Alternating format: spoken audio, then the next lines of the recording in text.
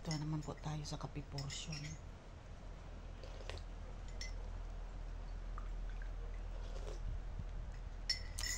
Kape tayo mga lalabs. Ito na yung araw na uwi ko ng Bicol.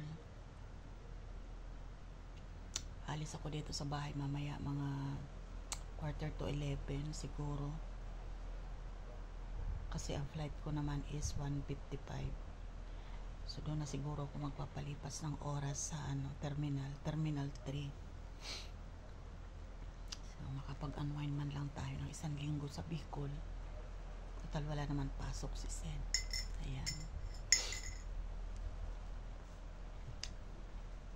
Ito pa rin yung gising ko. Maagang maaga.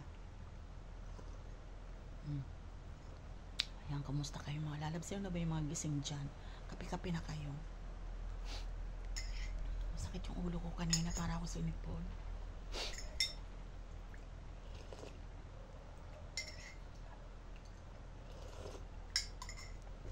Mag-update naman ako sa inyo mga lalabs. Hanggang sa makauwi ako ng Bicol. Ayan, para makita nyo talaga, nasa Bicol na talaga ako.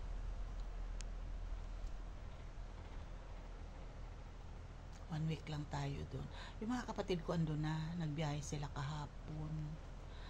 Maga. Siguro nandun na sila. Hindi nila ako nire-replyan eh.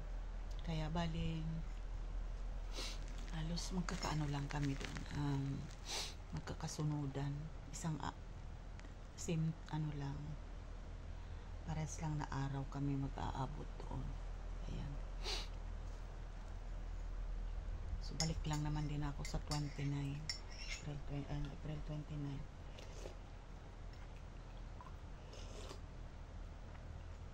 Sarap ng kape.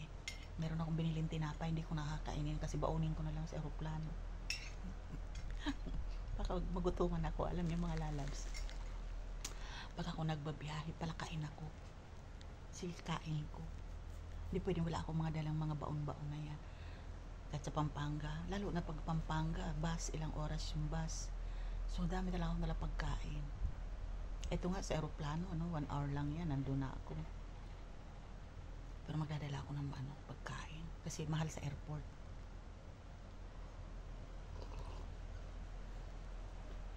Bawal lang magdala ng tubig. Siguro magdadala lang ako tumbler.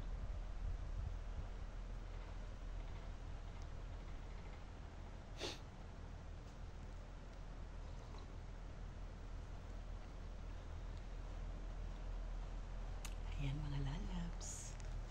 Ito lang ang ating article.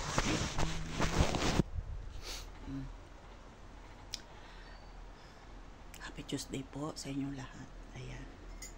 Bilis ng araw. Tuesday na naman. Ayan. Iwanan ko sandali itong aking kwarto.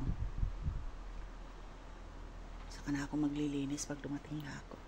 Ayan. Thank you so much for watching mga lalabs. Good morning.